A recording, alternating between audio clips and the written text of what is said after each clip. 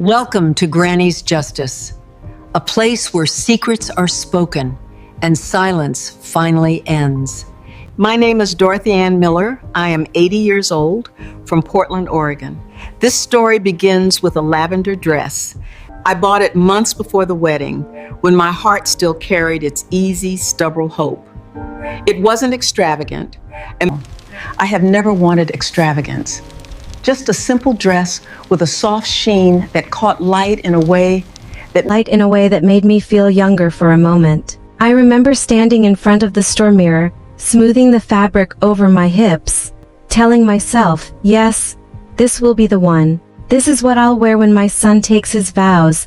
Every mother carries that quiet image, watching a child begin a new life. Seeing them happy, feeling for a second that the long years of worry and work were worth something. I held that image for decades. Through sleepless nights when Daniel was sick. Through long diner shifts when my legs ached so badly I could hardly stand. But I came home to tuck him in anyway. Through the hollow nights after Harold died, when the only light I had left was the idea that one day my boy would stand beside someone who loved him and I would sit there proud.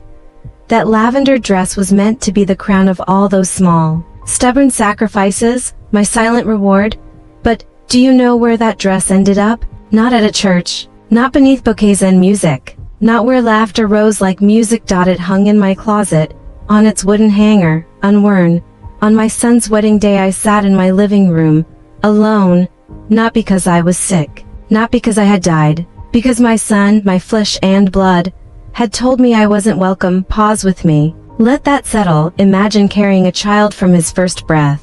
Imagine rocking him through fevers, cheering at crooked little victories, standing through school concerts, holding his small hand at his father's funeral and whispering, "We'll be okay, son. We'll always have each other."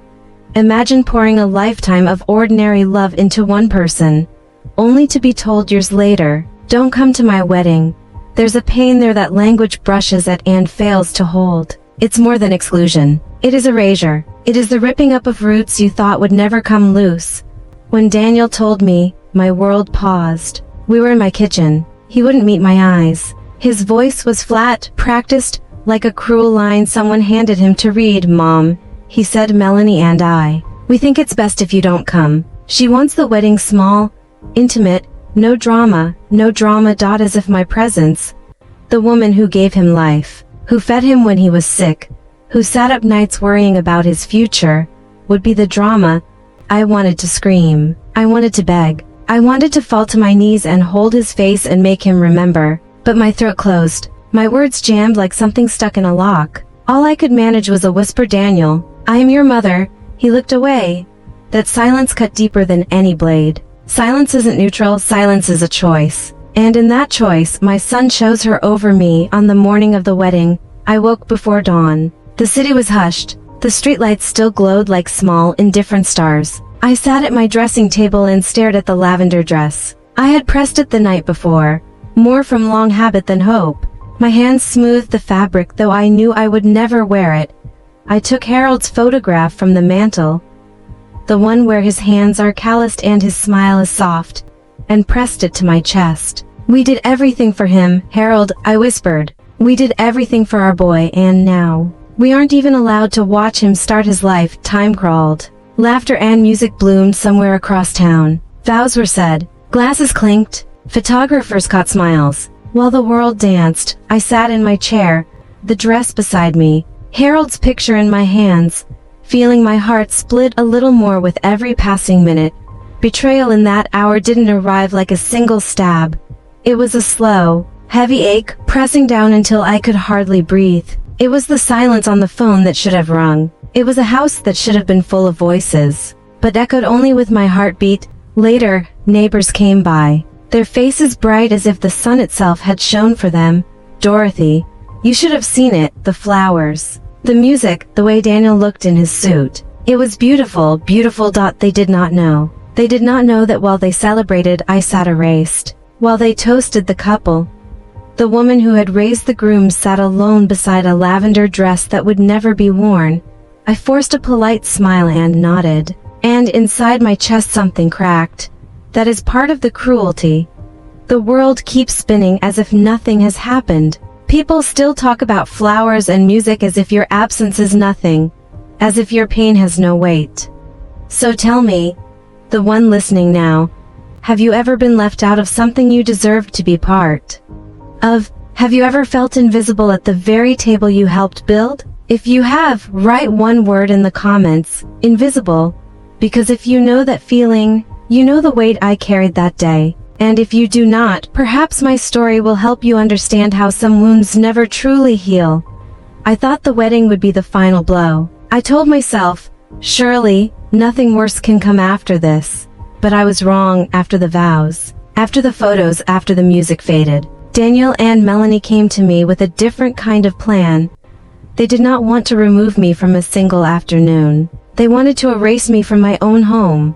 Every mother holds onto certain dreams for her child. Some imagine doctors, some imagine success or adventures. For me, the dream was simpler. I wanted my son to have a family of his own. I wanted him to find someone who would love him the way Harold loved me. I wanted to see him smile the way Harold used to smile at me across the dinner table, when the world outside felt heavy but the light between us was strong. I had pictured that day since Daniel was a barefoot boy in our backyard, dirt on his knees and laughter in his throat. One day, I would tell myself, he'll bring a girl home. He'll stand tall, and I'll feel proud. That image carried me through sleepless nights, long shifts at the diner, and the cruel quiet after Harold died. It became the reason I kept going. The wedding was meant to be the crowning moment of a life spent loving someone else. Instead, it became the hour I learned how completely a heart can shatter. Looking back, the signs were there. Small cracks I told myself were nothing. Invitations that never arrived. Calls that went unanswered. Silences that grew longer. When neighbors asked if I was helping plan or what dress I'd wear, I smiled and said, "Oh, something simple." Inside, a small voice whispered, "Why hasn't Daniel told you? Why hasn't Melanie called?" But I silenced it. We tell ourselves little lies to survive. Mothers are experts at that kind of pretending. The day Daniel told me, he came with a box of Harold's tools. The cardboard sagged at the corners, heavy with the smell of oil and memory. I set it down on the counter and asked the question that had been sitting inside me like a bruise. "When's the wedding?" I said, trying to keep my voice casual. "Should I buy a dress?" Daniel's jaw tightened. He looked away. "Mom, it's complicated. I echoed. He ran a hand through his hair. "Melanie thinks. She thinks it's better if you don't come." The words hit like ice. "Don't come." I whispered. He wouldn't meet my eyes. "She just feels it would be. Tense, she wants it small. No drama. As if a mother's face could be reduced to an adjective. I thought of every scraped knee I had kissed better. Every late night I'd stayed awake worrying. Every time I had stood between him and the world. I remembered being at Harold's funeral, holding my boy and promising him we would be okay. All of that erased, brushed aside with a quick, polite sentence. On the morning of the wedding I woke before dawn. The lavender dress hung in my closet, its fabric still warm from the iron. I smoothed it absent-mindedly, because habit is stronger than hope sometimes. I sat at my vanity and looked at a face that felt unfamiliar. My reflection looked like someone who had been left behind. Across town, music played, guests gathered, vows were said. I sat alone with Harold's photograph in my lap, whispering into the picture like some small, foolish ritual might change what had happened. Neighbors came the next day to gossip and grin. "Dorothy, it was beautiful. You should have seen everything." I smiled and listened, the inside of me hollow. They didn't know. They couldn't feel the erasing. While they toasted the new couple, I felt like a ghost at my own table. I asked you before, have you ever been excluded from something you deserved to be in? Have you ever felt invisible where you once held the light? If you have, type erased in the comments. That word holds the weight of what happened to me. I believed the wedding was the worst. I told myself the pain would end there. But betrayal has a way of finding deeper places to hurt. After the flowers drooped and the music faded, they returned, not to reconcile, not to apologize, but with documents and rehearsed kindness. They came to move me out of the house where I had raised my son, washed his clothes, stitched his shirts, and kept vigil on lonely nights. Think about that for a moment. being told you must leave the place where every small ritual of your life lived. It is more than eviction. It is a declaration. You do not belong here anymore. When neighbors later asked if I had been helping with the packing, I smiled and said nothing. How do you explain the slow, bureaucratic theft of a life to someone who hasn't seen the small gestures that built it? How do you explain the weight of a lifetime boxed into cardboard and tape? There were quiet meetings, polite faces, measured words, rehearsed concern. Melanie's sweetness grew thin and precise. Daniel's eyes, once quick to find mine, learned to look elsewhere. The people who were supposed to be family practiced the manners of strangers. If you have ever been erased, type erased. This is not just my story. It is the story of anyone who has been made small in the home they built. It is the story of quiet cruelties that begin as tiny ripples and become tidal dot when they came from my home.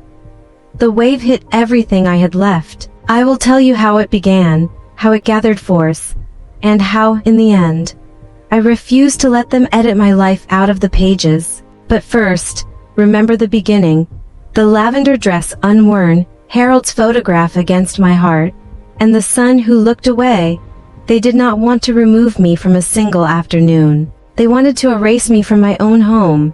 When Harold and I bought this little house on the east side of Portland, I never imagined I would one day sit inside it, unwanted in my own son's life. The kitchen table still bears the faint scratches from Daniel's toy trucks. The tracks he made when he was 5, racing cars across that wood until bedtime. The living room still holds the echo of teenage laughter, boys piling in after school, devouring whatever I put on the table, leaving sneakers by the door. I raised him inside these walls. Every chip tile, every creak in the floorboard carries his story. And yet, when the most important day of his life arrived, those walls enclosed only silence. When Daniel was 12, Harold got sick. He had been a man of work, lumber on his back, 12-hour shifts, hands that fixed the broken and built the useful. Cancer didn't care about strength. I remember Daniel crawling into bed beside me and whispering, "Is Dad going to be okay?" And how I lied because the truth would have broken him. After Harold passed, it was just the two of us. I worked double shifts at the diner, washed dishes until my hands split, smiled at strangers while my heart wanted to scream. Every penny went to Daniel, his school fees, his shoes, his lunches. Do you know what it is to eat toast so your child can have meat? To wear the same winter coat for 7 years so your son never feels ashamed in front of his friends? That was my life. I never regretted it. A mother's small sacrifices are not small to the ones we protect. And yet, years later, that same child told me I wasn't welcome at his wedding. That lavender dress still hangs in my closet. It feels heavier than fabric, like it carries the day inside, it seems. I chose it because I wanted dignity. Not flashy, not plain, something that would say, without words, I am the groom's mother. I pictured walking into the church in it, people turning and murmuring, "Dorothy looks beautiful. She raised him well." Instead, on the morning of the wedding, I sat on the edge of my bed, staring at the dress, knowing I would not wear it. Loneliness is a strange thing. It doesn't shout. It settles like a heavy blanket until the world seems distant and small. I sat in the living room while music played somewhere across town. The clock ticking, the refrigerator humming, birds singing in the maple outside as if nothing had happened. I imagined the vows, the kiss, the laughter, and the empty chair where I should have been. I held Harold's photo, my thumb brushing the glass. "We did everything for him, Harold," I whispered. "Everything. And he left me here." I don't remember how long I sat. The sun moved across the sky. Shadows lengthened. The silence grew until it felt like it might crush me. The next day, neighbors stopped me on the street with bright, gossiping faces. "Dorothy, the wedding was lovely." One chirped, "You should have seen the flowers." Another added, "Daniel looked so handsome." Melanie was stunning. I nodded and managed a smile that felt like a mask. I didn't tell them the truth. How could I tell them I hadn't even been invited? Humiliation can be quiet. It hides behind polite nods and faint smiles, but inside it roars. Have you ever had a day when you felt invisible? When people celebrated and your name was not on the guest list? If so, type "forgotten" in the comments, because that is what I was on my son's wedding day, forgotten. And if you have felt that same sting, you know how some wounds refuse to heal. That night I lay awake, staring at the ceiling as the house sighed around me. I kept seeing Daniel as a child, tugging at my skirt and saying, "Mommy, don't ever leave me," and I thought of all the nights I had kept vigil, of every small kindness that stitched a life together. Yet here I was, left by choice, by my son's choice. I cried into my pillow so the house would not hear my grief. If the wedding was a deep cut, it was not the end. What followed dug deeper. After the flowers drooped and the music faded, they returned, not to reconcile, not to apologize, but with documents and rehearsed smiles. They came to move me out of the house where I had raised my son, where I had washed his clothes, mended his shirts, and kept watch through lonely nights. Think about that, being told to leave the place where every small ritual of your life lived. It is more than eviction. It is a declaration, you do not belong here anymore. Neighbors later asked if I had been helping with the packing. I smiled and said nothing. How do you explain the slow, bureaucratic theft of a life to someone who has never seen the little gestures that built it? How do you explain the weight of a lifetime in cardboard and tape? There were quiet meetings in my living room. Polite faces measured words, rehearsed concern. Melanie's sweetness thinned into a precise, controlled politeness. Daniel's eyes, once quick to find mine, learned to look elsewhere. The people who should have been family practiced the manners of strangers. If you have ever been erased, type erased. This is not only my story. It belongs to anyone who has been made small in the home they built. It is the story of quiet cruelties that begin as tiny ripples and become tidal waves. When they came from my home, that wave hit everything I had left. I will tell you how it began, how it gathered force, and how, in the end, I refused to let them edit me out of the pages of my life. But remember the beginning, the lavender dress unworn, Harold's photograph pressed to my chest, and the son who looked away. They did not want to remove me from a single afternoon. They wanted to erase me from my own home. Daniel was not just my son. He was my reason for breathing. After Harold died, the night stretched hollow and long. I would lie awake, listening to the emptiness beside me, until the little noises from the next room, the soft, steady rise and fall of my boy's breath, reminded me the world still moved forward. When grief threatened to swallow me, Daniel's small life was the hand that pulled me back. I told myself I could fall apart later, not now. Not while he needed me. I poured everything into him. Day shifts at the diner, sewing by lamplight, cleaning other people's houses on weekends. My hands cracked and my back ached, but he never went hungry. His notebooks were filled, his shoes polished even when they were second-hand. I missed birthdays of my own, put off my doctor's visits, wore the same coat for years so he wouldn't feel shame. I never regretted it. A mother knows those small denials are the price of giving a child a future. And then that future shut the door on me. The first time Daniel brought Melanie to our house, she wore pearls to Sunday dinner like they were part of the tablecloth. Her laugh was syrupy. Her compliments practiced. "Dorothy, your pie crust flaked perfectly." She praised everything I set before her, to perfectly. Her smile was wide, but her eyes measured me as if deciding how easily I could be moved aside. I wanted to believe she would love him the way Harold loved me. I wanted to be wrong about the chill I felt. But the little comments came, not cruel at first, just edged in a way that settled between Daniel and me like dust. "Your mother worries too much. She doesn't understand us."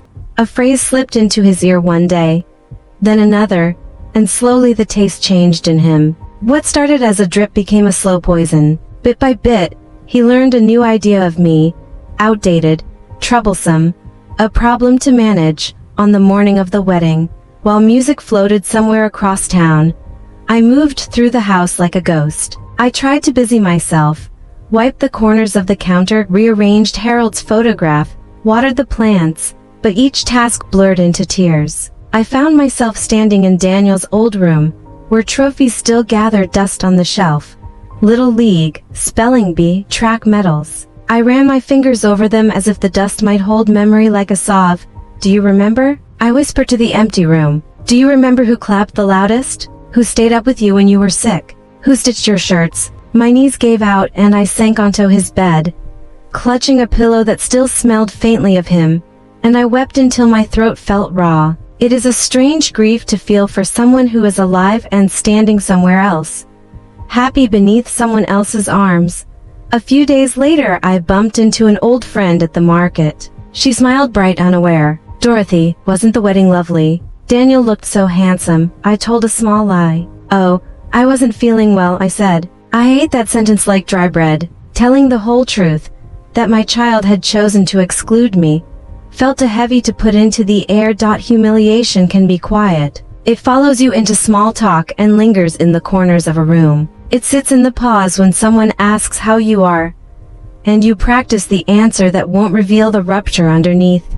Let me ask you, have you ever swallowed a truth to protect the very person who hurt you? Have you wrapped your shame in a smaller, safer lie so others won't see the wound stamped on your heart? If you have, type silence in the comments. After the wedding, silence became the weapon used against me. It wasn't just absence, it was deliberate omission. Daniel's eyes, once full of mischief and warmth, learned to find every part of the room except mine. The boy who'd cupped my face to stop me from crying now stood polite and distant, his gaze practiced, rehearsed. I would sit at the kitchen table and see his childhood there in the shape of his trophies. The faded posters on his wall, the indent on the mattress where he used to fall asleep reading. I would whisper into the dark, "Where did I lose you, Daniel? Was it when I worked too much? When Harold died? Or when she walked into your life?" The house gave me no answer, only the creak of the floorboards and the soft whisper of betrayal.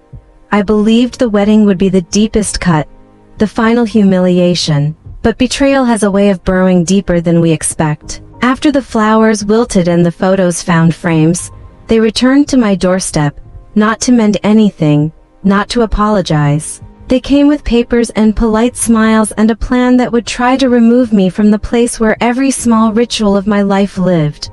I will tell you what they said and how they came for my home. For now, remember this. I raised that boy with my hands and my heart. I kept the light on and folded the laundry and patched broken toys. And yet he learned to look away. They did not simply keep me from a single afternoon. They wanted to take away the place I had spent a lifetime building. I have lived in this house for more than 5 decades. It isn't grand. It doesn't sit behind gates or boast modern lines. It's a modest 2-bedroom on the east side of Portland, with peeling shutters and a roof that always needs a patch after the rains. The floors groan when I walk. The stairs complain like old bones. But it is mine. It is more than mine. It is ours. Harold's laughter still lingers in the living room, where we fumbled through Saturday night dances to a radio no one remembers now. His calloused hands left marks in every corner. The pantry shelves he built, the porch bench he made, the little garden where tomatoes and roses grew between our knees. Daniel grew up inside these walls. His baby footprints are pressed into the cement step Harold poured one summer. His height is penciled on the kitchen doorway, each mark climbing higher with the years. This house isn't only wood and nails. It is memory. It is promise. It is proof that I lived, that I loved, that I survived. So when they came for it, they weren't coming for bricks and beams. They were coming for the life held inside them. They were coming for me. It was a Saturday afternoon when they arrived. Daniel stood a step behind Melanie, shoulders tight, eyes polite but distant. She walked into my living room like she owned it already, perfume trailing behind her like smoke. "Dorothy," she said, voice syrup sweet, "we've been talking. Daniel and I both feel this house is too much for you now. It's large. The stairs can be dangerous at your age." I forced a smile. "This house has carried me for 50 years. It's not too much for me." Her smile didn't reach her eyes. "It's not about now, it's about safety, about what's best for you." Daniel finally spoke, voice careful, as if reading from a script. "Mom, she's right. You shouldn't be alone here. We found a nice condo, no stairs. Closer to us, a condo. A square box with white walls and no smell of Harold's tobacco. No scrape of the porch swing. No pencil lines on the jamb. A place with the same flat carpet everywhere and none of our stories stitched into it." My hands trembled but my voice stayed steady. "This is my home. I'm not leaving." Melanie's smile tightened into something thin. "Oh, Dorothy, you'll come around. It's for your own good." Her eyes told a different truth. This was not about safety. It was about control. They came back and came back again, each visit carrying a new reason. A new gentle push. The stairs are unsafe. The neighborhood is changing. Taxes will be too high. Wouldn't you be more comfortable somewhere smaller? Each new sentence was another small stone dropped into my chest, until breathing felt like lifting weights. One afternoon she set a neat folder on my kitchen table and said, "Just some preliminary papers. Nothing serious. If you sign, Daniel can manage things for you, worry-free." I opened it. My stomach dropped. Property transfer forms, all dressed up in polite language. "I will not sign that," I said. Daniel's jaw tightened. "Mom, don't make this difficult. We're trying to help. Help me." I slapped my palm on the table. "Help me by taking the roof over my head. By turning the life Harold and I built into something you can move into a condo? That's not help. That's theft wrapped in kindness." The sweetness slipped from Melanie's face. The mask cracked. After that, things changed in small, poisonous ways. Neighbors who once stopped to check glanced at me with softened eyes. At the grocery, a woman leaned in conspiratorially. "Dorothy, I heard you're moving. Daniel says you aren't safe in that big house anymore." Not safe. The phrase echoed like a smear. Melanie wasn't only trying to move me. She was writing a story I did not recognize about who I was. Frail, forgetful, incapable. She wanted the neighborhood to believe it. Each whisper, every well-meaning question, became another thread in the net she wove around me. Have you ever had someone tell the world a story about you that wasn't true? Have you ever felt your reputation stolen before you could speak? If you have, write truth in the comments. I remember a summer night years ago on this porch, watching Daniel chase fireflies while Harold's hand was warm in mine. The scent of roses thickened the air. Harold squeezed my fingers and said, "This house will always be yours, Dorothy. No matter what happens." At the time it sounded like a comfort. Now it sounded like a promise to keep.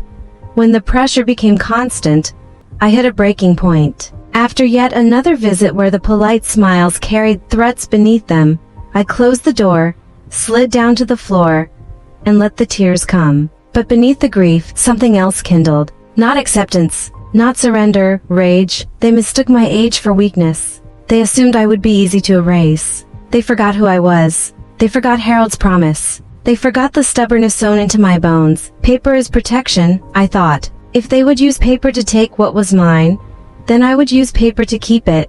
That night I pulled out an old yellow notepad. I wrote a single word at the top in big letters that trembled and then steadied, "Lawyer." They thought they had already won. They thought polite visits and whispered concerns would be enough. But they had underestimated the woman who had kept the lights on for decades, who had mended shirts and dried tears and defended a small life with everything she had. The battle was only beginning.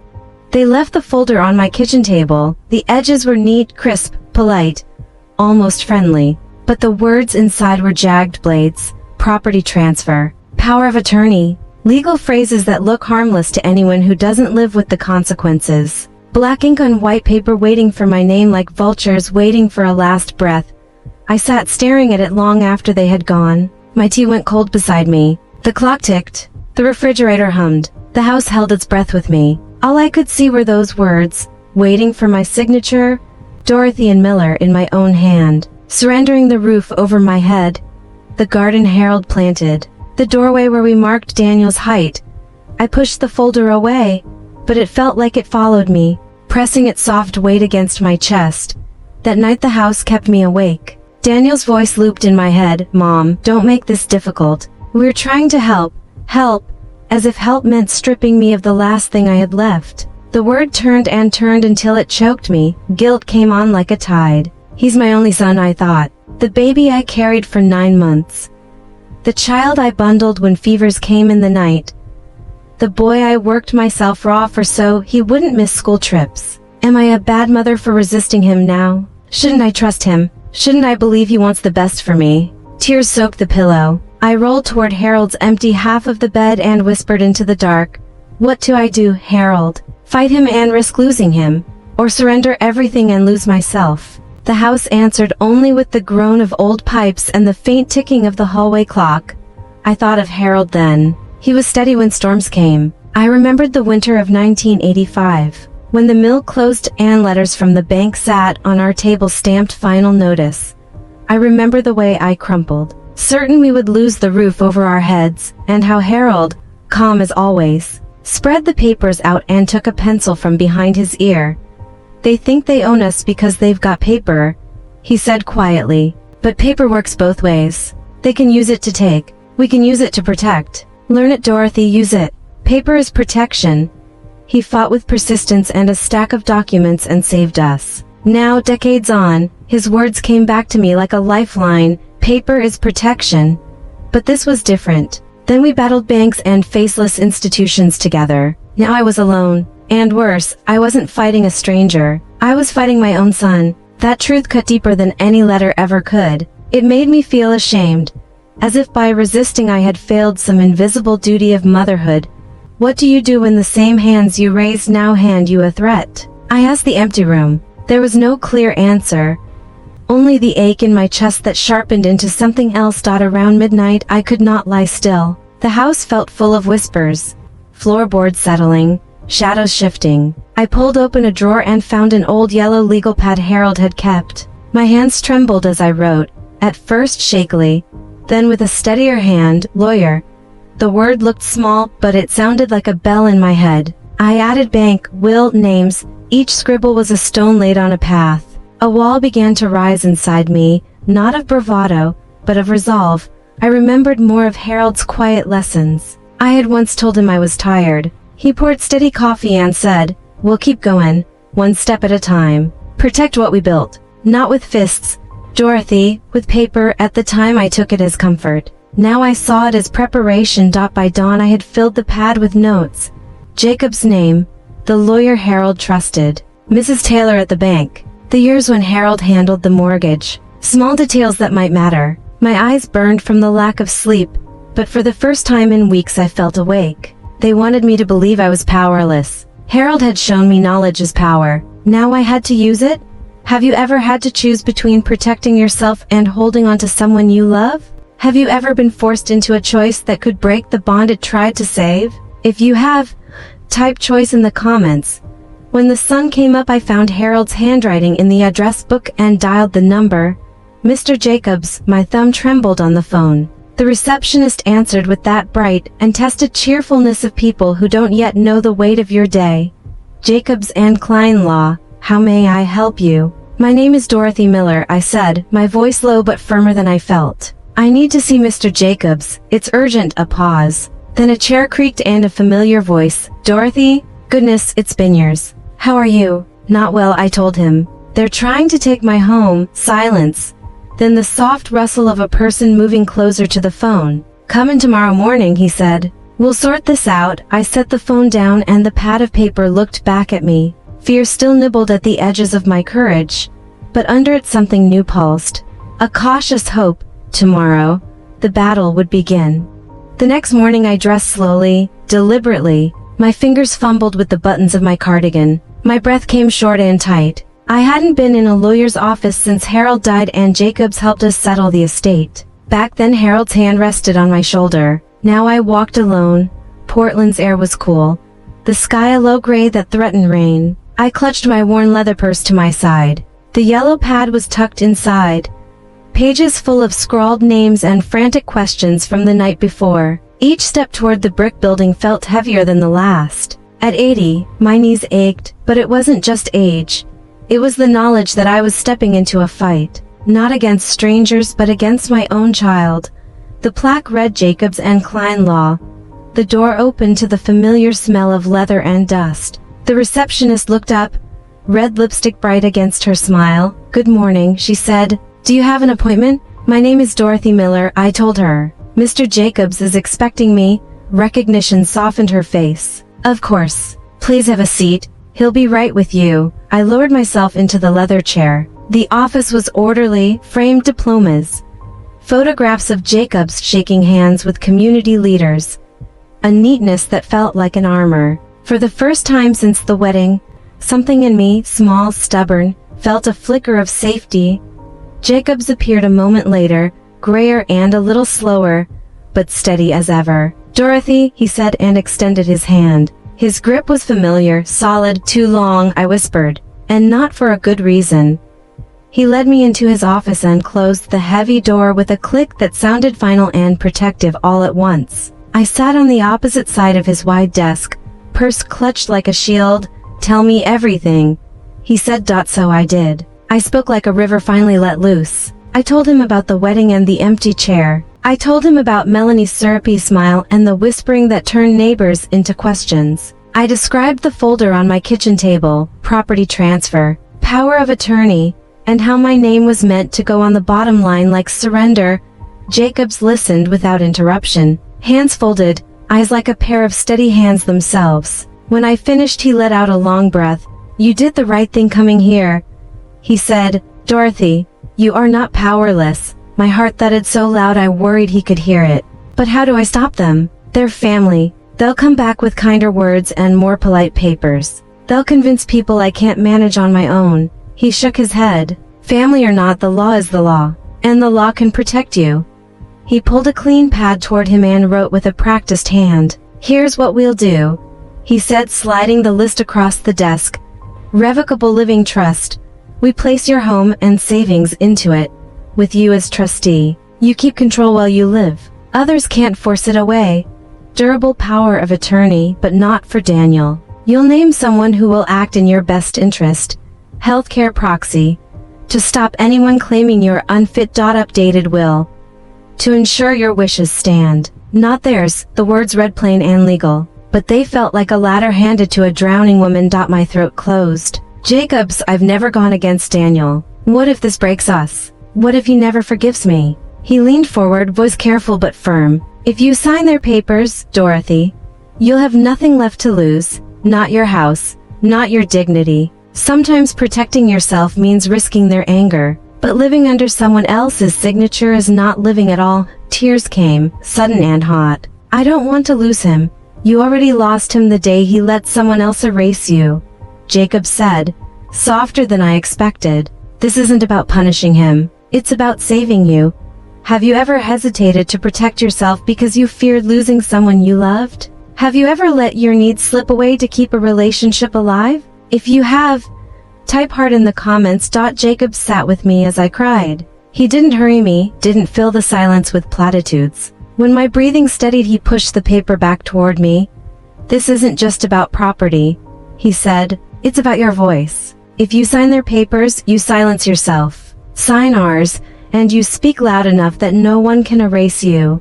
Something in me shifted, a slow tilt from exhaustion to a hard, quiet resolve. For weeks they had tried to convince me I was fragile, forgetful, ready to be folded away. In Jacob's office I felt that lie peel back. "Paper is protection," I whispered, remembering Harold.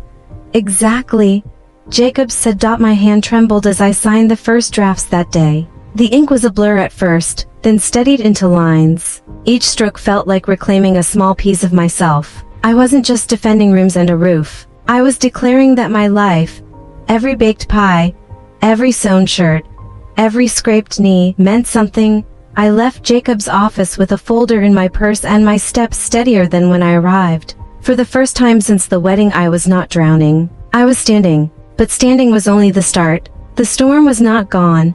It was simply moving closer.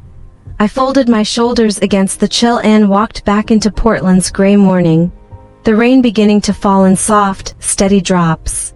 The following morning I walked into the bank with my purse clutched tight against my chest. The marble floors shone under the fluorescent lights. The air smelled faintly of polish. And for a moment I felt swallowed by the place. Tall ceilings, careful movements, people who all seemed to know where they were going. But I was not small, not anymore. I was here on a mission. Mrs. Taylor, the branch manager, greeted me like an old friend. She had known Harold and me when we first opened our savings account. Her hair had silvered but her eyes stayed kind. "Dorothy, it's been too long," she said, slipping her hand across the counter to squeeze mine. "What brings you in today?" I kept my voice low. "I need to secure everything. My home, my accounts. I need them untouchable." Her smile tightened and she led me into her office, closing the door behind us. "Tell me what's happening," she said. I told her enough. About the wedding, about Daniel's empty chair, about Melanie's sweetness that hid something sharp, about the folder that had been left on my kitchen table. I did not have to tell every humiliation for her to understand. Her face grew serious. You did the right thing coming here. Let's get to work. We went through every account, every line item, every signature. Who do you trust as beneficiaries? She asked quietly. Not Daniel. Not now, I murmured. Her pen scratched the forms. We'll keep everything under your control. No one touches this without your hand. Signature after signature. My name flowed across the pages. With every stroke I felt a subtle chain break. When it was done, she reached across the desk and gripped my hand. You've always been stronger than you think, Dorothy. I left the bank with a thick folder tucked deep in my purse. Outside, the air tasted sharper, cleaner. Protection was not only possible, it was already in my hands. Have you ever been underestimated? Have people assumed you were weak, only to watch you rise stronger than they imagined? If you have, type rising in the comments. A few days later, Jacobs called. The documents were ready. The notary sat across from me, stamp heavy in her hand. The sound of the stamp would come to me later like thunder that had finally fallen. Mrs. Miller, she asked softly, are you ready? My hand trembled as I took the pen. It was not the tremor of fear, but the tremor of weight carried and history recorded. I signed once, Dorothy Ann Miller, and then again and again. Each signature was not surrender. It was survival. Each line I wrote was a small roar that said I would not be erased. When the notary lifted the stamp and struck the page, the sound cracked through the hush of the room like a gavel. It echoed in my chest. Harold's words rang in my head. Paper is protection. That evening I slid the manila folder under Harold's old wool blankets in the wardrobe. His scent, sawdust, tobacco, a warm stubbornness, lingered even now. I pressed the wardrobe door closed and whispered, it's safe now, Harold. We're safe.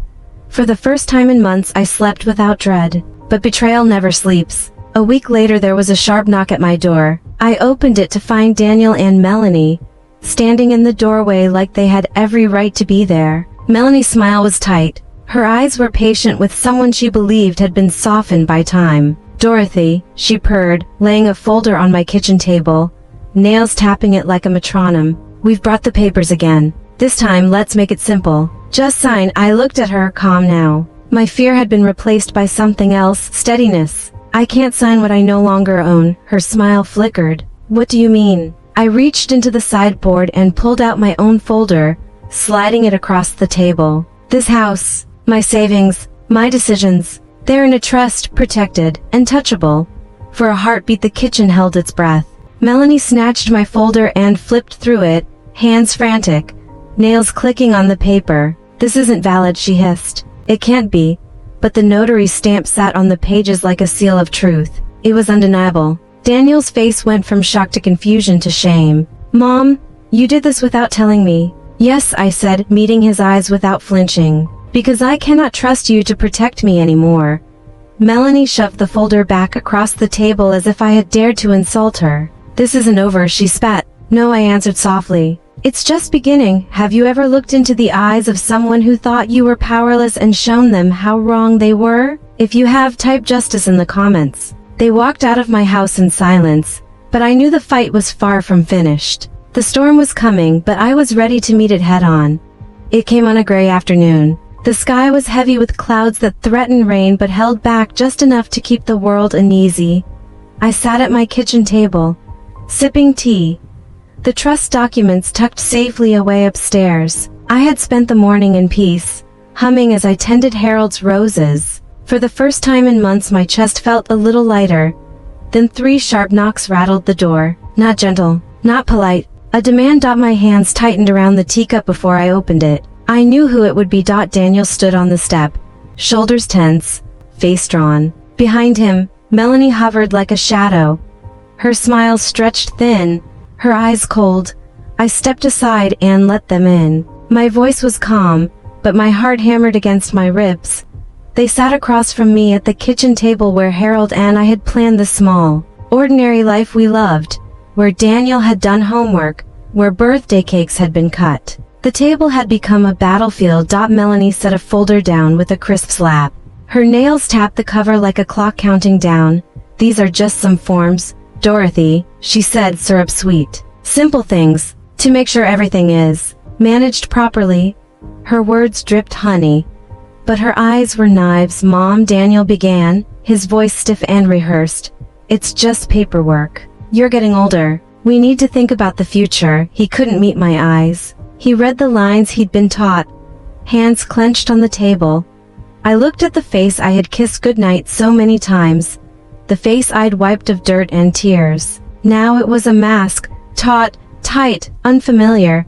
I folded my hands in my lap and let the quiet do some of my answering. I can't sign those, I said. I don't own what you're asking for anymore. Melanie's smile faltered. What do you mean? Calmly, I told them this house, my savings, my decisions. They're protected now in a trust. Stamped, sealed. Her hand froze. Daniel's head jerked up, eyes wide as if he'd heard something impossible. What? He whispered. I took Harold's advice, I said softly. Paper is protection, and I am protected. For a fraction of a breath the mask slipped from Melanie's face. The sweetness drained away and steel showed through. You've been talking to someone, she snapped. Who helped you? That's not your concern, I said. What matters is you can't take what isn't yours. Her eyes burned into mine, unsettled for the first time. Daniel's fists tightened until his knuckles went white. Why would you go behind my back? Why would you do this? He demanded. Because you went behind mine, I replied. You tried to erase me? I watched the mask crack. Have you ever seen someone's true face show through the polite words they practice? That was the moment Melanie stopped being a pleasant stranger and became the woman I'd always suspected. Outside, wind rattled the windows. The air in the kitchen grew thick, charged with a tension that made the hairs on my arms stand up. Melanie leaned forward, voice low and venomous. You think this little stunt will protect you forever? You're old Dorothy. Paper won't stop time. I met her without flinching. No, I said, but it will stop you. The words hung between us like a blade. Daniel's chair scraped the floor, a sound that snapped like a twig. He rose, anger twisting his face into something I had never seen on him before. Enough. He barked. In that second I understood that the confrontation I had feared had arrived. It wasn't coming later. It was here in my kitchen, at the table where our lives had been measured in small rituals and quiet love. I sat there, steady and sure, as the storm gathered at our door.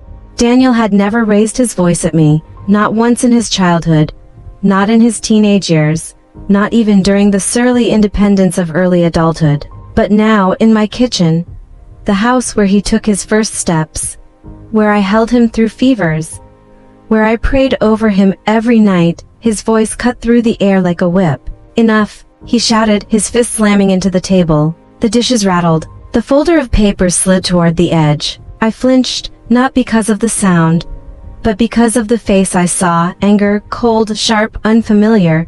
This wasn't my Daniel. This was someone Melanie had made of him. Why are you doing this? He demanded, chest heaving. Why would you go behind me? After everything I've done for you. Done for me? I laughed, bitter and hollow. You left me alone on your wedding day. You walked in with papers meant to erase me. Is that what you mean by done for me, Daniel? His face flushed. You don't understand. Melanie and I, no. I cut him off, the steadiness in my voice surprising me. I understand more than you think. You let her turn you against me. You let her whispers poison us. And now you come here with her lies in your mouth. Melanie had been quiet until then, her smile stretched thin, eyes darting like a predator testing for weakness. At my words, the sweetness shattered. You think you can stand in our way forever, Dorothy? Cling to this house, to your old life. Her voice was sharp, stripped of sugar. You're 80. Sooner or later, everything will belong to us. Daniel heard her, but he said nothing. His silence was louder than any argument. Do you hear her, Daniel? I said, my eyes burning. She isn't building a life with you. She's waiting for me to die so she can take mine. His lips trembled. No words came. In that silence I felt the truth settle. I hadn't lost him to death.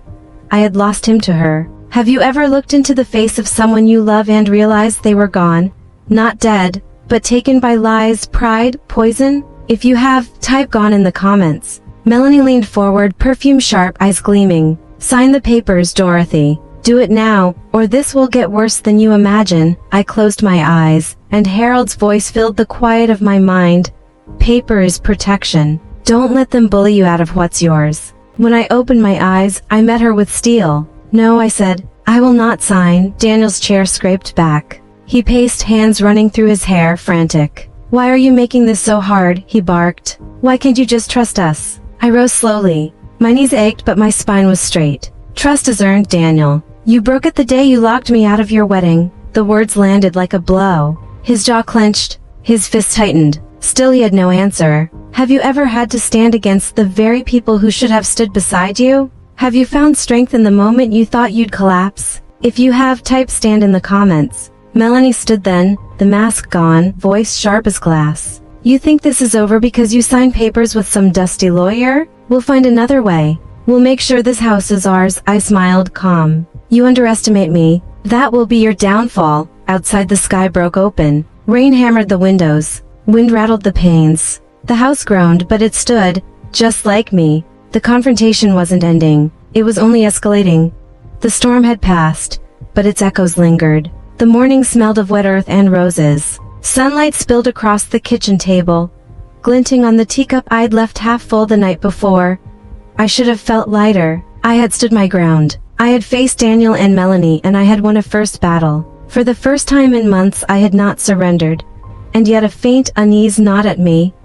The quiet before some other storm. It began small. At the grocery store, Mrs. Henderson greeted me with that too tight smile. How are you feeling? She murmured, voice dipped low. Is everything all right at home? When I asked why, she looked away and said, oh, nothing. Daniel mentioned you've been a little forgetful lately. He's worried. Forgetful. The word burned my skin. I forced a smile. I'm perfectly fine, I said. Inside, I shook. It spread like rotten old wood. At church, people's eyes lingered too long. At the post office, whispers floated behind me. Poor Dorothy. She's not herself anymore. It happens at her age.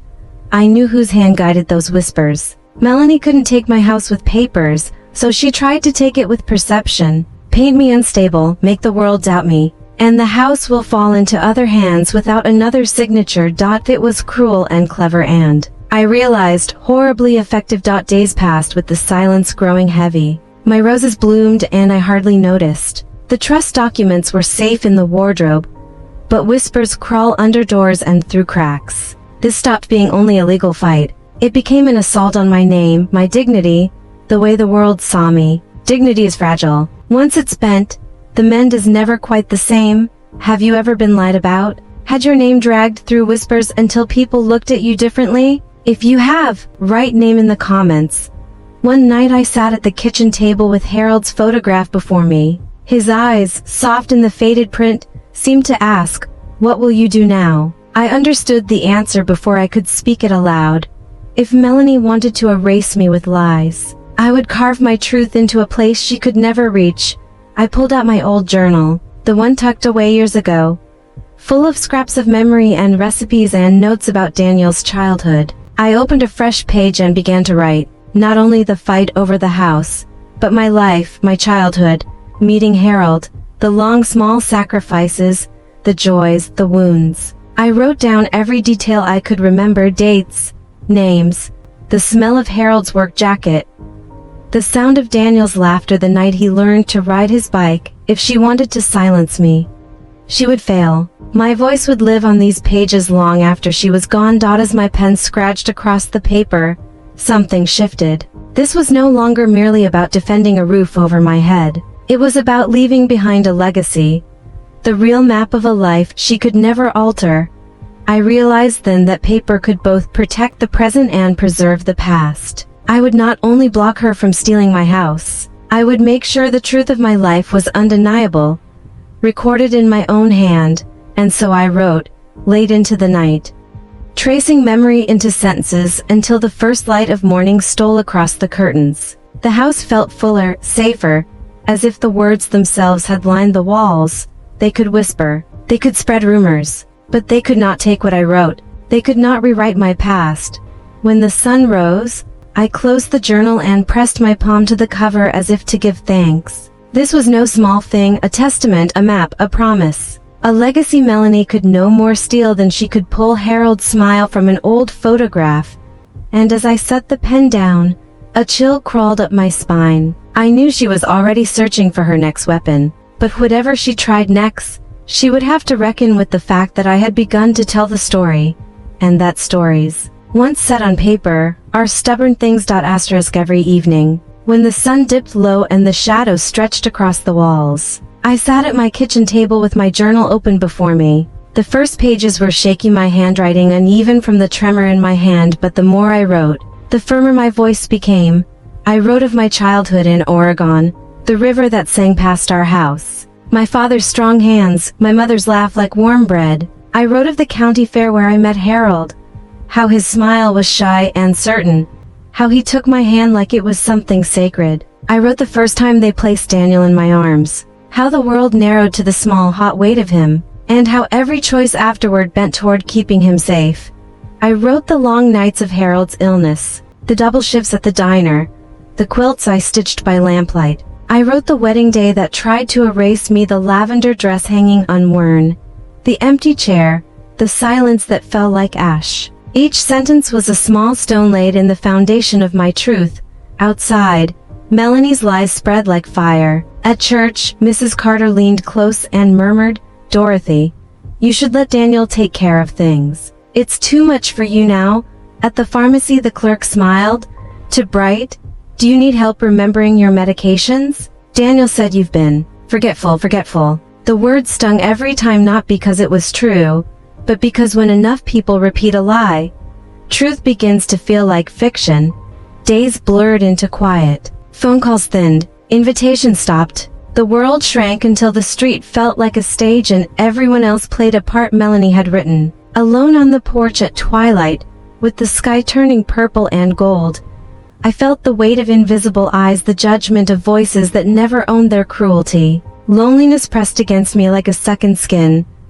But the journal in my lap reminded me I was not invisible. Not yet. Have you ever been surrounded by lies so thick you almost start to believe them? Have you ever had to write, speak, or shout just to remember who you are? If you have, type voice in the comments.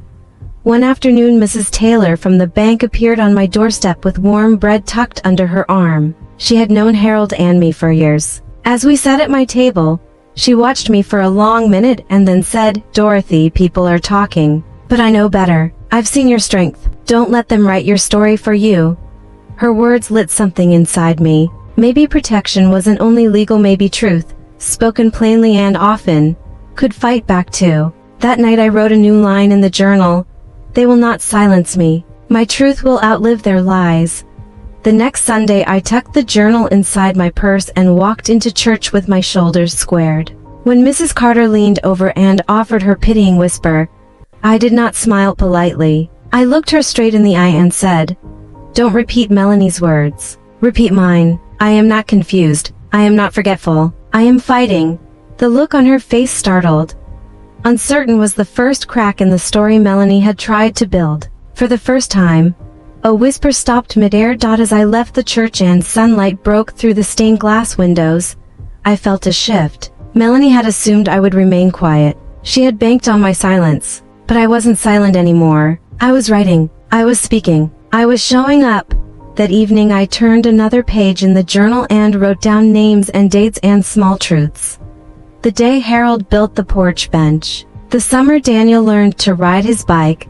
The neighbor who brought casseroles the week Harold died. I wrote details a stranger could not invent, little proof that a life had been lived, and that life was mine. It wasn't easy. Some days the lies still wormed under my skin. Some mornings I woke with the taste of bile and dread. But each time I put pen to paper, each time I answered a whisper with a sentence, my map of memory grew clearer and harder to erase.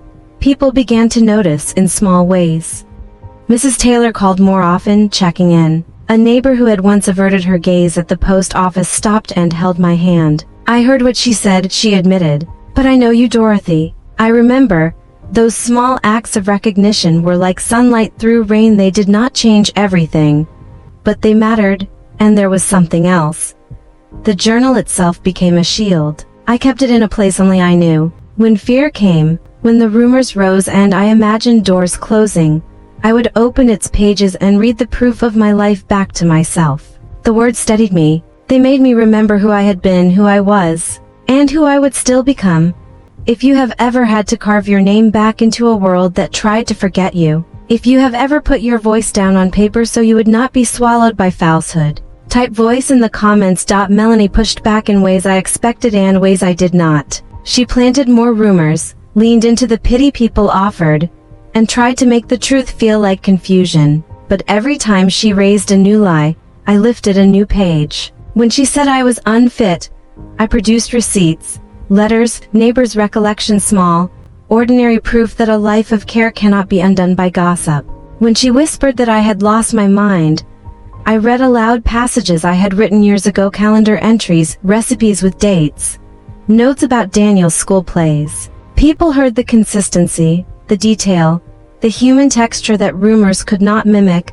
The tide did not turn overnight. Rumors are stubborn things, but truth is stubborn too. It accumulates. It becomes undeniable. The journal was no longer just memoir. It became a weapon in its gentlest form, a ledger of existence that Melanie could not forge or burn. It preserved the small evidence of a life, receipts, ticket stubs, a note from a teacher, Harold's grocery lists. I photocopied what I could, filed what I needed, and kept the original words where they belonged, under my hand, in my voice. Asterisk.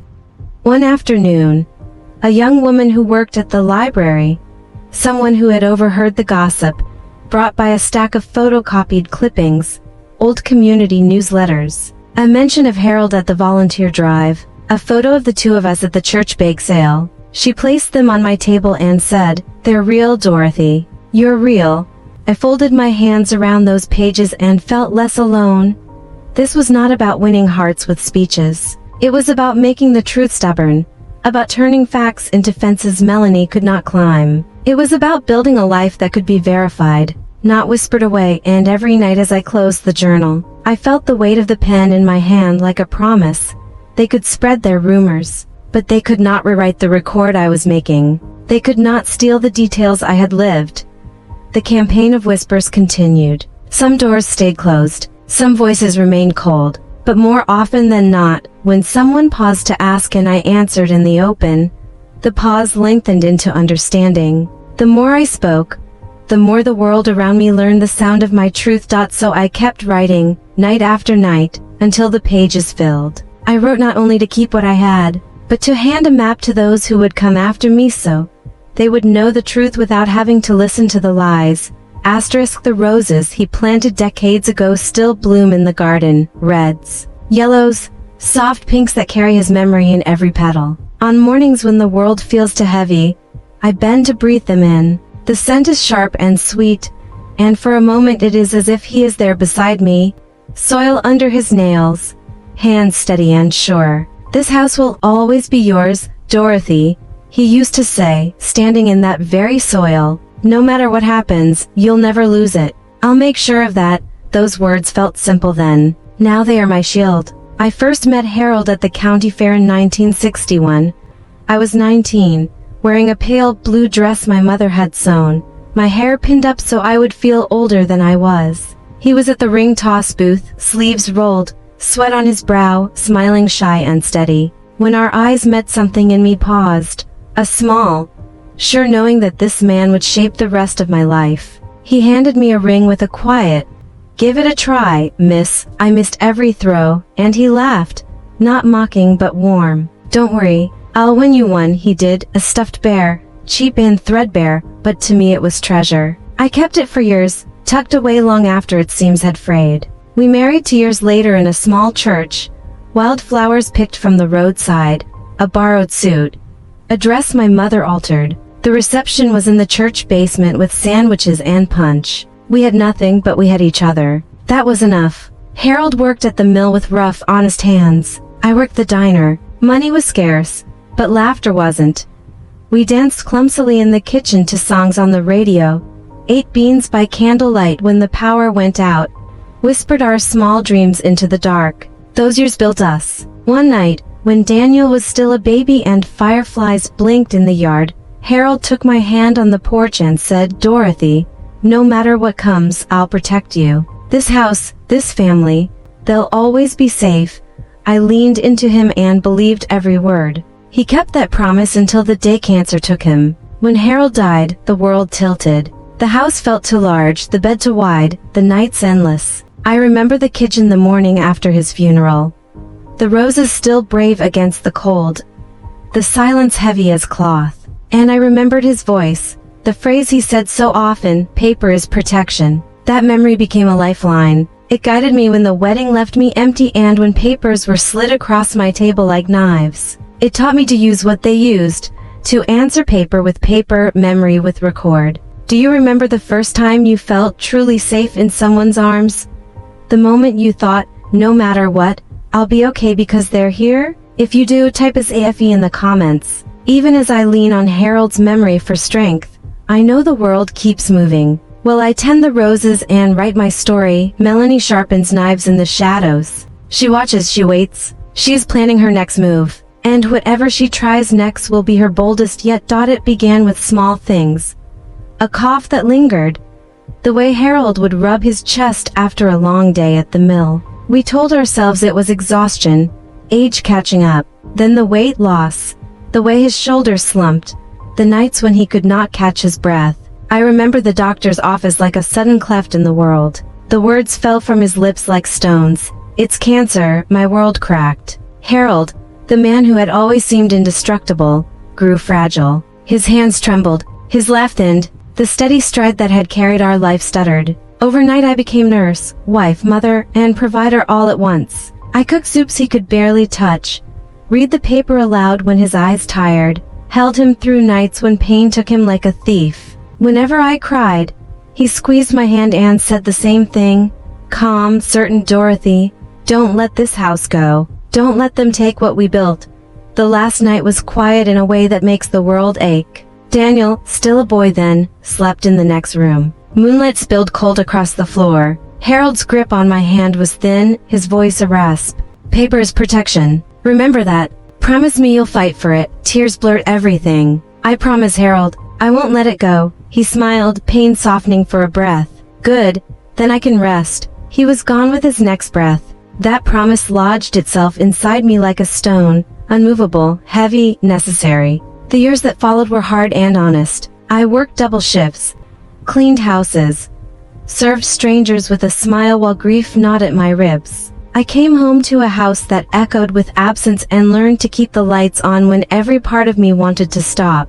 I became stone when I had to, soft when Daniel needed comfort, steel when the bills came due. Harold's voice, paper is protection, became the compass I followed in the dark. So when Melanie couldn't take the house with signatures and stamps, she turned to something quieter and crueler, whispers. At the market I overheard two women hunched over a basket. She's too old to be alone, one said. I heard she left the stove on last week. Daniel told me, little lies, delivered as if they were care. At church, the pastor took me aside and said with too much concern, Dorothy, people are worried. Maybe you should move in with family. Family, of course he meant Daniel and Melanie. Those whispers were designed to do more than sting. They were a slow corrosion. Paint her as forgetful, the story went, and the world will step in on your behalf. Paint her frail, and the house will become someone else's responsibility. It was clever, it was cruel, and it worked in small, poisonous ways.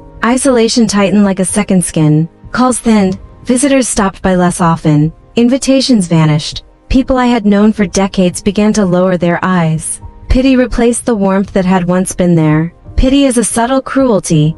It cages you in silence and turns you into something to be handled, not respected. I sat at the kitchen table one night, Harold's photograph before me, and let the grief come. They think I'm losing my mind, Harold, I whispered to the faded face. They think I'm weak, his words returned, steady and strong, as if he were still there. Don't let them take what we built. Anger rose like a tide and steadied me. I realized then that the whisper campaign was nothing against the weight of a promise. Harold's voice was louder and more lasting than any rumor. I wiped my cheeks, opened my journal, and wrote across the top of a fresh page, I am not broken. I am not gone. I'm Dorothy Ann Miller, and I will not be erased. Then, the neighbor's knock, the one that chilled me. Dorothy, Melanie says she's going to court. She claims you're unfit to manage your own affairs. The war had moved to a new battlefield, asterisk. It was a Tuesday afternoon when the knock came, hesitant this time, as if the sound itself doubted what it would bring. Mrs. Green stood on my porch, hands twisting the strap of her purse. "Dorothy," she said softly, "I thought you should know. I overheard Melanie at the community center. She's taking you to court. She's filing to have you declared unfit." Unfit. The word slid into me like ice. That night I sat in my chair with Harold's photograph pressed to my chest and said aloud what I felt in my bones. "I don't know if I'm strong enough for this." The house answered with its familiar creaks. The garden outside sighed in the dark. But then memory came. Harold at the mill, shoulders squared against layoffs. Harold on his knees in the vegetable patch, hands patient and sure after a storm. Harold at the kitchen table, saying with that calm certainty, "Paper is protection. Don't let them take what we built." His voice was steady in my head. "Dorothy, you've fought before. You can fight again." I rose then, slow and stubborn, knees aching, back complaining, but my resolve set like iron. Melanie had hoped whispers would be enough. She had counted on the word unfit to unmake me. I had outlived harder nights than this. I had raised my son alone. I had held this house through grief and winter. I was still standing. Have you ever reached the point where the people who tried to break you misread the heat inside you? If you have, type fire in the comments. The next morning I called Jacobs. My voice trembled only a little. "Jacobs," I said, "they're dragging me into court." A pause. Then his steady reply. "Then we'll meet them there. Dorothy, you won't be alone." His words settled me. Allies, paper, truth. I wasn't fighting in the dark. That evening, while sorting through an old box, I found a letter Harold had written during his illness. The paper was yellowed, the ink soft, but the words cut straight to the heart. "Dorothy, if you're reading this, it means I couldn't keep my promise to stay. But promises live in action, not presence. Protect what we built. And know this, you are stronger than you think."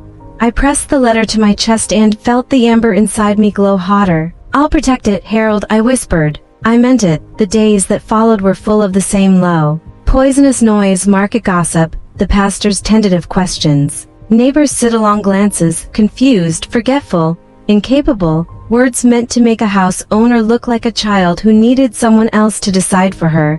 This time, I didn't bend. I carried Jacob's number in my pocket, Harold's letter in my purse, and the journal I had filled with memory in my hands. I was not powerless. Then the mail arrived. Thick envelope, official seal. My fingers fumbled as I opened it, breath catching at the words inside. Petition to the court, to declare Dorothy Ann Miller incompetent and appoint guardianship. Melanie had made her move. The war had stepped into its fiercest phase. Asterisk. The envelope sat on my table for hours before I opened it. Its seal was thick, its weight heavier than any paper had a right to be. When I finally tore it, the words stared up at me. Petition to the court, to declare Dorothy Ann Miller incompetent and appoint guardianship. Guardianship. A word for children, for the frail, for those who cannot dress themselves. Not for a woman who had buried a husband, raised a son alone, and kept a roof over her head for decades. Melanie wasn't just trying to take my house. She was trying to take me. That night I sat with Harold's letter clutched to my chest. His handwriting blurred through my tears. "You are stronger than you think. But fear not at me." What if the judge believed her? What if the whispers, forgetful, confused, unstable, carried more weight than my truth? I pictured Daniel in the courtroom, silent, eyes down. Would he speak for me? Or against me? 2 days later Jacobs met me at his office, papers stacked around him like armor. "We'll fight this," he said. "They'll tell their story. We'll tell the truth.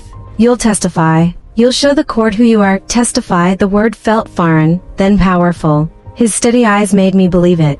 The courthouse smelled of old wood and dust. Shelves of law books stood like witnesses. I sat beside Jacobs at the long table. Across from us Melanie sat polished, pearls gleaming, her smile practiced. Daniel hunched beside her, gaze avoiding mine. When the judge entered, silence tightened like a held breath. Melanie's lawyer rose and spoke with practiced pity. "Your Honor, Mrs. Miller, at 80, can no longer manage her affairs. She's forgetful, isolated, resistant to love and help." Melanie dabbed at her eyes, a performance of tenderness, whispering to Daniel just loud enough for the room to see. Whispers rippled through the gallery, but I sat tall and waited.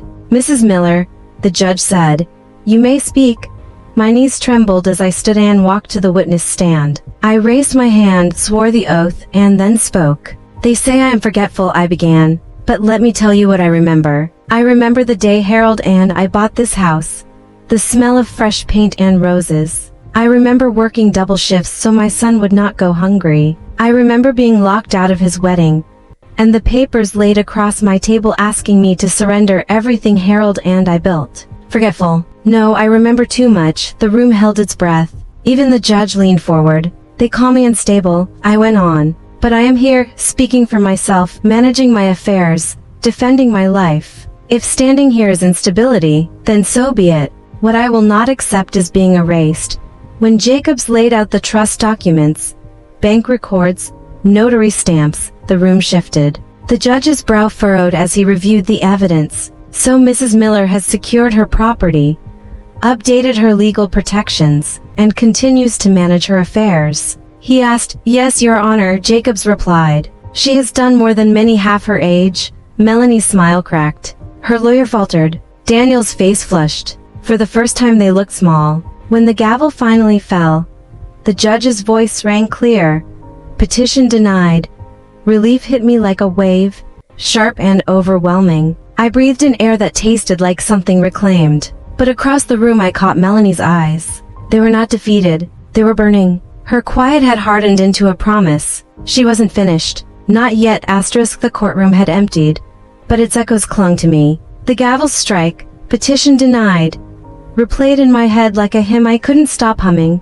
Part of me wanted to feel triumphant. I did briefly, but the larger part of me knew the truth.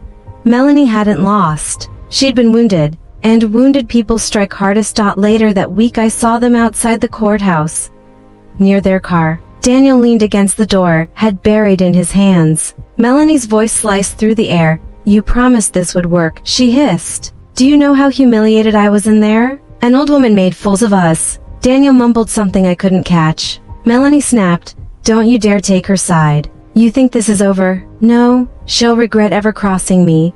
Her words were venom. The battleground had shifted. In the days that followed, Daniel never came by. No calls, no visits. Only silence. I wanted to believe his absence was shame. That somewhere under Melanie's shadow the boy who once clung to my hand still existed. But promises with her. Silence can kill. One evening I sat at my kitchen table with Harold's letter in one hand and my journal in the other. They want to break me, Harold, I whispered. But they don't know. I've already survived worse. I looked at my pages, line after line of memory and proof, and a new thought took root. Maybe my revenge wasn't only about keeping this house. Maybe it was about making sure the world knew the truth. That no lie, no whisper, no court filing could erase me. Revenge could take many forms. Mine would be carved in permanence. Have you ever been pushed so far that instead of breaking, you began planning? That your pain turned into a blueprint for survival? If you have, type plan in the comments. An idea sparked. What if I used Melanie's own lies against her? What if, instead of only defending myself, I turned her whispers into something she couldn't escape? The thought made me smile. For the first time in weeks, I began writing letters. Dozens of them. To neighbors, church members, old friends who had known me long before Melanie arrived. I told my story in my own hand, raw, unvarnished, true. I copied my trust documents, my will, my bank records, and placed them in envelopes labeled with names. If Melanie tried again, those papers would speak louder than her lies. I wasn't just protecting myself anymore. I was building something she couldn't destroy, a legacy of truth. I watched too. Her car crept past my house at night. Neighbors turned their heads when I walked by, waiting for me to stumble. Melanie kept whispering, kept plotting. The higher her lies climbed, the faster they would fall. And I welcomed it. Have you ever taken the very thing someone used to hurt you and turned it into the weapon that protected you? If you have, type turn in the comments. Late one night, as I sealed another envelope with trembling fingers, tires crunched on gravel outside. I peered through the curtain. Melanie's car sat at the end of my drive, headlights off. She didn't move. She didn't knock. She simply waited. In that silence I knew her next strike was coming, but so was mine. For weeks after the courtroom, I tried to find a rhythm. I watered Harold's roses, wrote in my journal, baked loaves I never quite finished. The whispers thinned for a while, and I let myself believe maybe she'd grown tired. But evil rarely sleeps. Near midnight one night I heard an engine humming. I slipped from bed, floorboards groaning, and parted the curtain. Headlights cut through the dark across the yard. A car sitting, idling, unmoving in my driveway. Melanie's car. She didn't knock. She didn't call. She just waited. I watched for nearly an hour, my heart hammering. Then the lights went out, and the tires crunched away into the night. Sleep never came. In the morning an envelope lay beneath my door. No stamp, no name. Inside, 6 black words, "Old women shouldn't live alone." My hands shook. Fear crawled up my spine, and beneath it, something hotter, anger. So this was her new weapon. Not whispers, not legalese, fear. I called Daniel. My voice was steady though my hands trembled. She was outside last night. She left a note. Silence answered on the other end. "Maybe you're overthinking," he said finally. "Don't make this worse, Mom." And then the line went dead. "Have you ever reached for the one person you thought would defend you and found only silence? If you have, type alone in the comments." That night I sat awake with Harold's old shotgun propped by the wall and my journal on my lap. The clock ticked loud. At 1 a.m. the tires returned. This time I didn't peel back the curtain. I felt her presence like a pressure against the house. Footsteps crossed my porch, slow, deliberate. The wood creaked beneath weight. My breath caught. Something slid beneath the door. I waited until the footsteps left and the engine roared away before I picked it up. Inside, a photograph of me, taken through my kitchen window as I sat at the table, writing beneath it. A note: "We're watching. Tell me, have you ever felt your home, the place meant to protect you, turn into a cage? If you have, type home in the comments." I pressed Harold's letter against my chest until the edges blurred with my tears. "They've crossed the line," I whispered. "If I don't fight harder, I might not survive this." This was no longer about whispers or papers. This was war. I did not sleep the night after the photograph slid beneath my door. I sat at the kitchen table until dawn, my journal open, Harold's letter under my palm. The house holding its breath around me. Fear circled me like a wolf. But beside it stood something steadier, clarity. If I waited for kindness, I would grow old waiting. If I waited for Daniel, I would grow old grieving. If I waited for Melanie to tire, I would grow old in terror. So I stopped waiting. I began. It started with a list: no prayers, no pleas, just actions. Record everything. Secure the perimeter. Call the law before they call me. Put truth where lies can't reach it. Leave a trail that will outlive me. I pulled the small tape recorder from my junk drawer and set it on the table. The click, the red light, the soft hiss of the microphone felt like armor. I set my phone to auto-record incoming calls. I moved a chair to the front window and wrote on a scrap of paper, "If you watch me, I will watch you back." Then I called Jacobs. "Dorothy," he said, voice threaded with worry, "tell me everything." I told him. The car idling in my drive, the notes, the photograph taken through my window. He listened and then, with the blunt calm I'd always trusted, mapped the response. "2 fronts," he said, "civil and criminal. We file for a protection order today. Stalking, harassment. Notify the police. Don't wait to be a story, give them one." "And Daniel?" I asked. "Daniel can choose to be a son or a spectator," Jacob said. "Either way, we proceed." By noon an officer sat where Daniel had done his homework. I poured coffee and slid the envelope of notes and photographs across the wood. I felt Harold in the room, steady, like a hand on my shoulder. The officer read, his face closing into the look men wear when they mean to do their duty. "You did the right thing calling us first, Mrs. Miller. We'll increase patrols. If that car returns, call. If anyone steps on your porch, call. If you find another note, don't touch it, call." When he left, I locked the door and listened to the house breathe. I said aloud to the walls and the roses and the photograph of Harold on the mantel, "I am not prey." That afternoon I opened a thick, hardbacked notebook and wrote legacy binder across the first page. "If this is found without me, read it out loud." I added beneath. I copied my journal into it. Harold's promise, the lavender dress, the wedding I didn't attend, the folder meant to erase me, the trust I'd signed, the notary stamp that sounded like thunder. I tucked photocopies of the trust, the will, and the restraining order paperwork into clear sleeves and labeled the stack, "This is my voice." I made 2 more binders, one for Mrs. Taylor at the bank, one for the church office so that if Melanie tried to whisper me into paper, she'd find paper already waiting, loud as bells. That evening Daniel called. I let the phone buzz 3 times and pressed record. "Mom," he said, voice smaller than I remembered. "We need to talk." "We are talking," I said. Silence then. "You've made everything worse." Old reflexes tugged apologize. Smooth bend. I did not. "Daniel," I said, a car idled in my driveway at midnight. A photo of me through my window was slipped beneath my door. Notes that read, "Old women shouldn't live alone and we're watching. Would you like me to read them to you?" His breath hitched. "Melanie said." "I know what Melanie says," I interrupted. "I know what she wants. I also know what you're willing to ignore to give it to her." "Mom," he whispered. "Don't. I won't call you cruel. I'll call you absent. Absence is a choice." Tonight I called the police. Tomorrow a judge will consider a protection order. "If you want to stand somewhere in this story, choose now," he said. I'll call you tomorrow," and then the line clicked dead. I set the handset down and looked at the red eye on the recorder. Even silence can be evidence. For 2 nights I left the porch light burning not as an invitation but as a declaration. "I see you." Neighbors noticed. Mrs. Green left a thermos of soup and a note. "I'm watching the street. I'm not afraid of her." One by one, people began to stand where standing mattered. Community, I realized, is not charity. It's a choreography we learn when fear tries to rearrange us. On the 3rd night the car returned. It idled at the curb, not in my drive, but close enough that the sound threaded through my walls. I lifted the phone. "We're on our way," an officer said. Minutes later blue light washed my curtains. The engine stuttered, then died.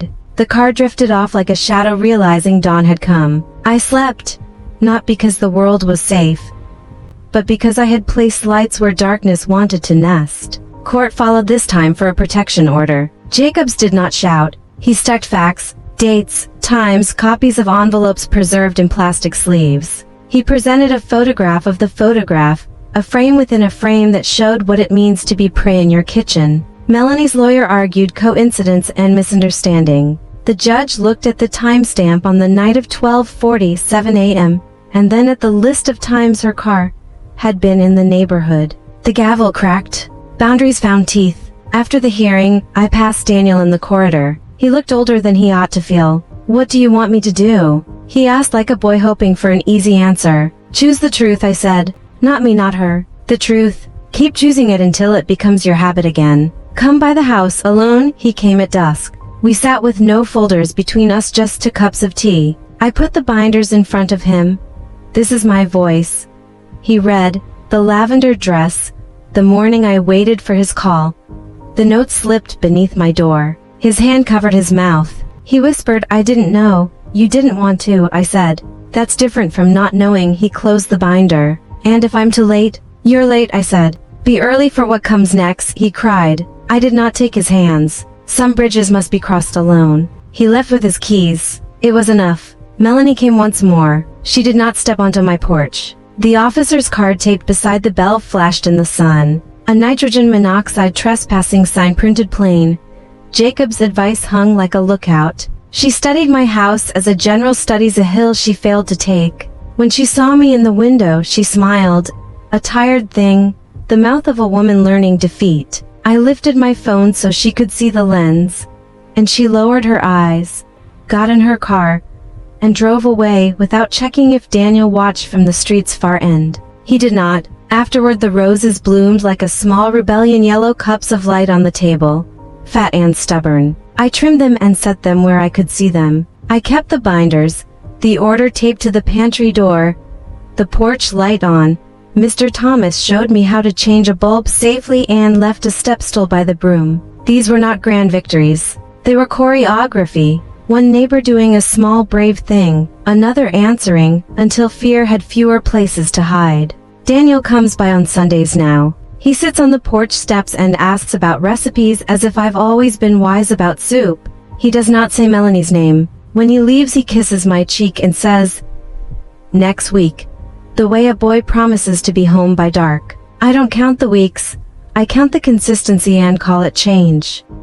People ask what justice felt like. They expect trumpets. For me, justice came as a stamp that echoed. Justice was an officer's card by my bell. Justice was a son who stopped explaining a predator to me and started explaining himself to the mirror. Justice was a porch light that said I see you and a binder that said if you don't see me, you can still hear me. Justice was staying in my house, in my name and my life. They told me to be quiet. They told me to be small. They told me to surrender what I built because I was old, because I was alone, because I was tired. I am not a season you can wait out. I am not a lamp you can switch off. I am not a page you can tear from a book you did not write. If someone is trying to erase you, listen back to yourself. Your voice is older than their lie. Your name is heavier than their paper. Your history is longer than their rumor. Write it down. Tell someone. Call the ones who can stand beside you with law and light. Tape their number to your door. Leave a binder where hands you love can find it. Turn on your porch light and announce to the dark, I am seen.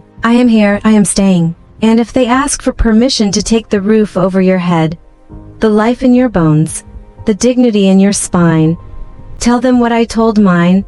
You cannot sign what I no longer owe you. You cannot take what I have already protected. You cannot bury me, I have roots. My name is Dorothy Ann Miller. I am 80 years old, from Portland, Oregon. They banned me from my son's wedding. They tried to take my home. They called me forgetful, unstable, unfit. They watched me through my window and told me to be afraid.